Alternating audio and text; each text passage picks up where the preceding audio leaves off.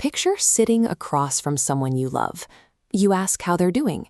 They smile and say they're fine.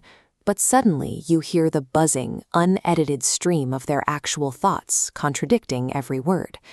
If a technology allowed us to broadcast our minds to everyone on Earth tomorrow, the immediate question is whether we would actually want the ability to hear it. The fallout would be immediate. Families would have to navigate sudden, brutal truths. Friendships would be tested by fleeting judgments, and workplaces might paralyze entirely under the weight of unspoken resentments. Yet, stepping onto a crowded subway train could become a profound experience of empathy. You would instantly understand the private anxieties and quiet grief carried by absolute strangers. We explore this scenario because modern neurotechnology is forcing us to confront a difficult question. What is a thought, physically? A human thought operates as a physical pattern of biological activity in the brain. Using functional magnetic resonance imaging, or fMRI, we can watch those patterns as they happen. fMRI scanners rely on blood oxygen level dependent contrast. When a specific region of the brain is put to work, it requires more energy, causing areas to glow red on a scan as they draw in highly oxygenated blood.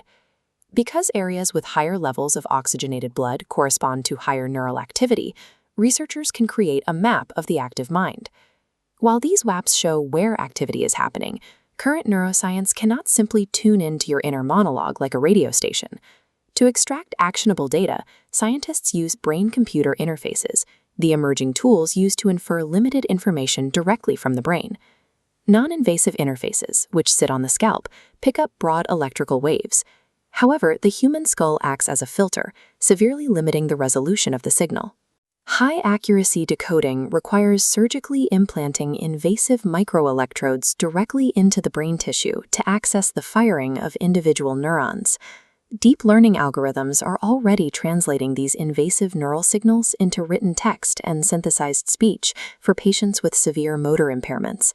While BCIs can restore communication for medical patients, decoding a fluid, arbitrary inner monologue from a healthy brain remains a massive speculative leap.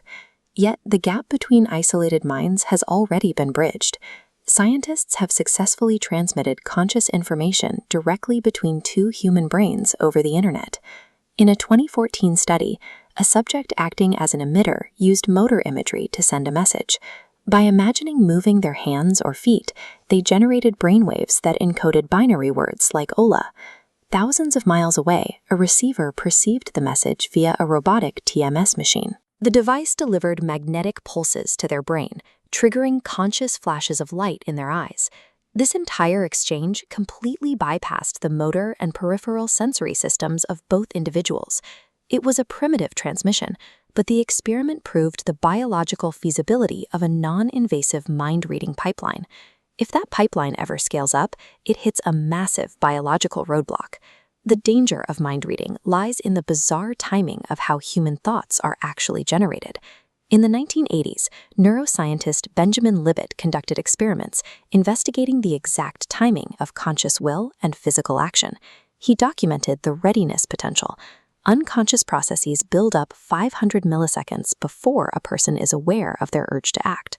Libet theorized consciousness acts as a veto, giving us a fraction of a second to suppress these urges. A true mind-reading device would bypass your intended speech entirely.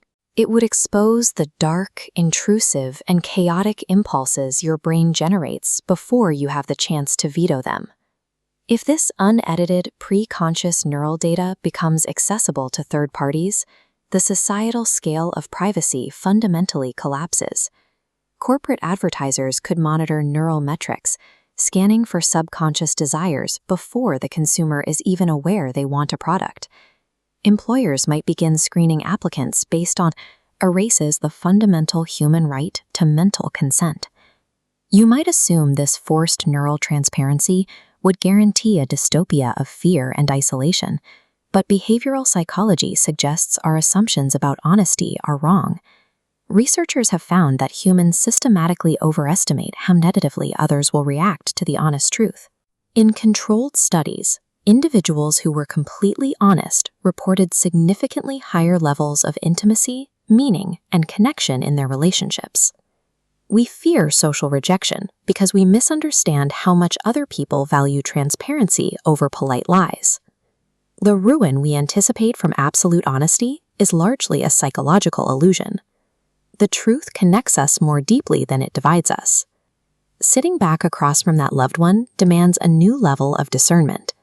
We have to separate their fleeting, unconscious impulses from the intended, vetoed actions they choose to share.